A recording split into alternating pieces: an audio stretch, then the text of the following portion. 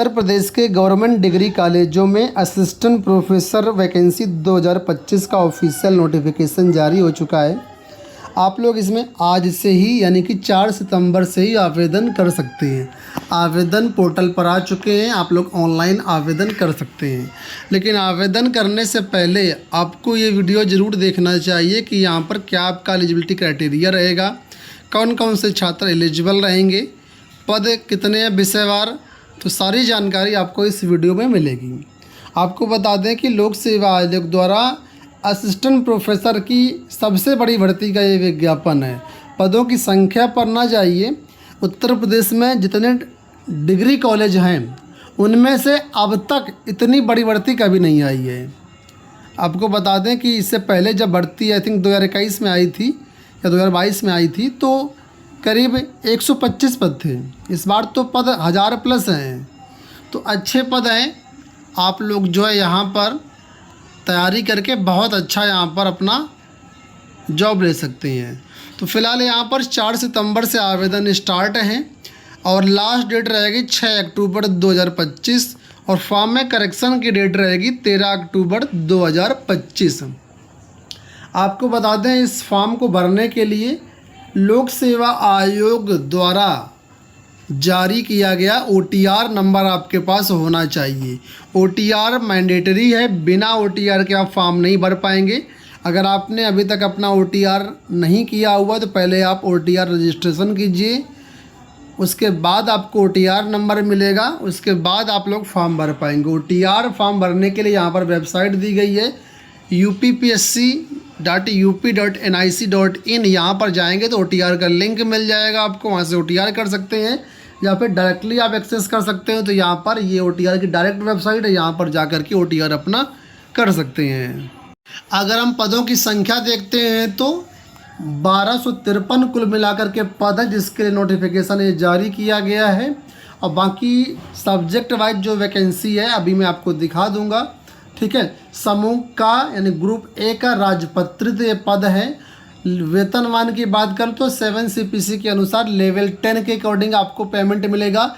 न्यूनतम जो मूल वेतन है 57,700 रुपये रहेगा, ठीक है। और अधिकतम वेतनमान 1,82,400 रहेगा। ये मूल वेतन है, इसमें आपका DA HRA और बहुत सारे अलाउंसेस आपको अलग से मिलेंगे। तो एक डिसेंट वेतन आपको यहाँ पर मिलने वाला है। ग्रुप ए की वैकेंसी है।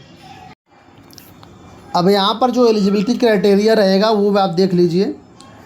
यहाँ पर देखिए मेंशन किया गया है, विषयवार दिया गया है। तो यहाँ पर जितने विषय आपको स्क्रीन पर दिख रहे हैं उन विषयों के लिए क्या एलिजिबिलिटी क्राइटेरिया है वो आप समझिए। एक बार बताता हूँ मैं।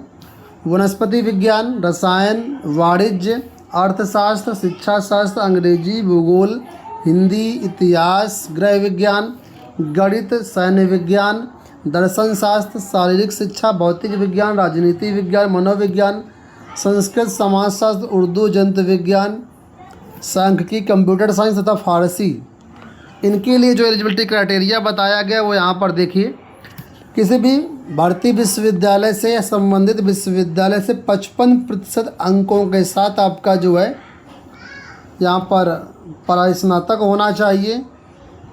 तो पहली कंडीशन समझ गए आप, 55% मार्क्स के साथ PG होना चाहिए, ठीक है। दूसरी कंडीशन यहाँ पर ये है कि समय समय पर UGC अथवा CSIR द्वारा नेट कराया जाता है, नेशनल एलिजिबिलिटी टेस्ट। तो नेट आपका क्वालिफाई होना चाहिए, ठीक है। या फिर अगर आपके पास स्लेट या सेट एग्ज़ाम पास किया हुआ है तो भी आप यहाँ पर एग्ज़ाम के लिए एलिजिबल हो जाएंगे। कुछ कंडीशंस में PhD को भी यहाँ पर छूट दी गई। PhD छात्र भी यहाँ पर आवेदन कर सकते हैं, लेकिन उसके लिए कुछ कंडीशंस हैं वो यहाँ पर आप देख सकते हैं। तो अगर हम जनरल एक तरीके से क्राइटेरिया की बात करें तो PG 55% से आपका होना चाहिए, ठीक है। और दूसरा आपका नेट एग्ज़ाम क्वालिफाई होना चाहिए। इस वैकेंसी के लिए BEd की कोई भी ज़रूरत नहीं है, ठीक है। तो PG और नेट आपने क्वालिफाई किया हुआ है तो आप इसके लिए फॉर्म भर सकते हैं।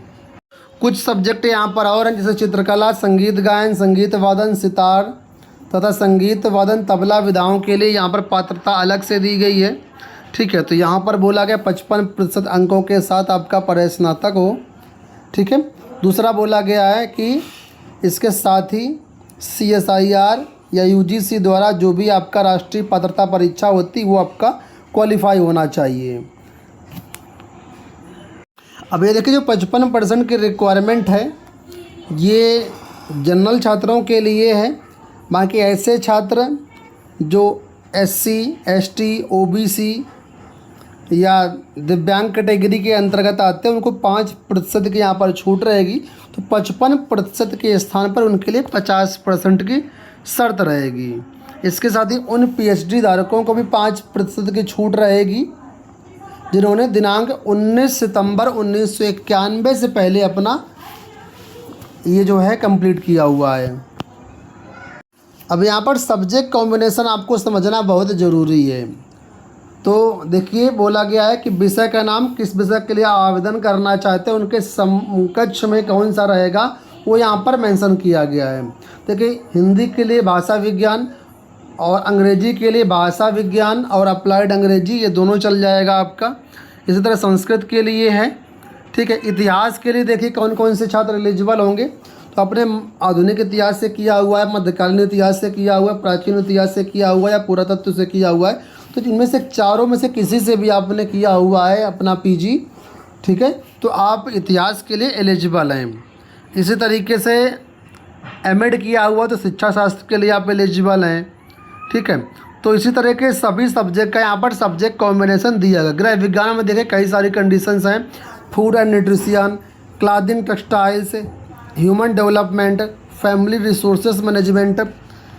तो आप इनमें से चार में से किसी से भी आपने किया हुआ है तो आप यहाँ पर एलिजिबल हो जाएंगे गृह विज्ञान के लिए। इसी तरह कॉमर्स है, रसायन विज्ञान में देखिए व्यवहारिक रसायन शास्त्र, कार्बनिक अकार्बनिक रसायन, फार्मास्यूटिकल से किया हो तो रसायन विज्ञान के लिए एलिजिबल हैं।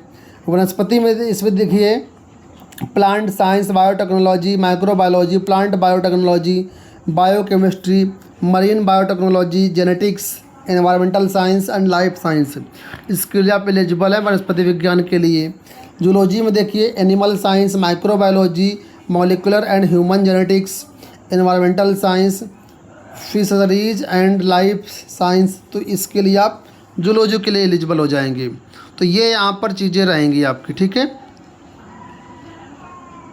तो इसेंशियल क्वालिफिकेशन मैंने बता दिया। कुछ प्रेफरेंशियल क्वालिफिकेशन है, जैसे कि प्रादेशिक सेना में 2 साल की जॉब करी है आपने, NCC का B प्रमाण पत्र है, या आप खिलाड़ी हैं तो उसका आपके पास कोई किसी महाविद्यालय में जो है आपने भाग लिया हो तो उसका यहाँ पर प्रमाण पत्र, उनको आपको प्रेफरेंस मिलेगा।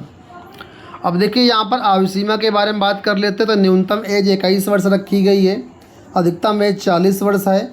आपकी एज की जो कट ऑफ डेट है वो 1 जुलाई 2025 रखी गई है। आपका जन्म 2 जुलाई 1985 से पूर्व और 1 जुलाई 2004 के बाद का नहीं होना चाहिए। दिव्यांग छात्रों के लिए अधिकतम आयु सीमा 55 वर्ष रहेगी। बाकी जो SC ST छात्र हैं उनको नियमानुसार यहाँ पर ऊपरी आयु सीमा में छूट मिल जाएगी।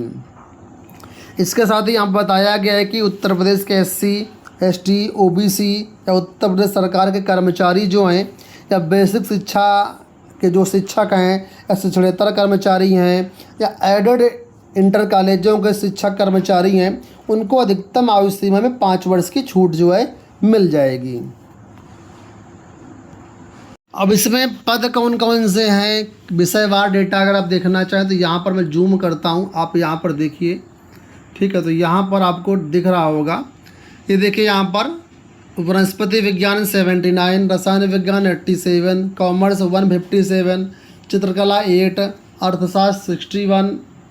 इसके साथ ही यहाँ पर शिक्षा शास्त्र 14, अंग्रेजी 92, भूगोल 46, हिंदी 87, इतिहास 58, गृह विज्ञान 28, गणित 79, रक्षा अध्ययन 2, दर्शन शास्त्र 14, शारीरिक शिक्षा 59, भौतिक विज्ञान 60, राजनीति विज्ञान 57, मनोविज्ञान 31, संगीत गायन 6, संगीत वादन सितार 4, संगीत वादन तबला 4, संस्कृत 56, समाजशास्त्र 78, उर्दू 3, जंतु विज्ञान 79, सांख्यिकी 2, कंप्यूटर साइंस 1, फारसी 1। तो कुल मिलाकर के 1253 पद हैं, ठीक है। और बाकी अगर कैटेगरी वाइज सीट देखना चाहो तो कैटेगरी वाइज भी मेंशन है, और अगर आप इसमें दिव्यांग छात्रों के देखना चाहें, महिलाओं के देखना चाहें, तो सबका यहाँ पर मेंशन किया गया है। तो ये नोटिफिकेशन आपको हमारे टेलीग्राम चैनल पर मिल जाएगा। टेलीग्राम का लिंक हमने वीडियो के डिस्क्रिप्शन बॉक्स में दे दिया है, वहाँ से आप ज्वाइन कर सकते हैं टेलीग्राम, और वहाँ से नोटिफिकेशन को डाउनलोड कर सकते हैं। आवेदन करने के लोक सेवा आयोग की ऑफिशियल वेबसाइट विजिट कर लीजिए, वहाँ से आपको जो है सारी जानकारी मिल जाएगी, आप आवेदन भी कर सकते हैं। तो उम्मीद करूँगा वीडियो आपको पसंद आया होगा। जल्दी इसके एग्ज़ाम पैटर्न पर, सिलेक्शन प्रोसेस पर मैं वीडियो बना दूंगा, तो चैनल को सब्सक्राइब कर लेना। उस वीडियो का लिंक आपको इसी के डिस्क्रिप्शन बॉक्स में, पिंड कमेंट में और कार्ड पे मिल जाएगा। धन्यवाद।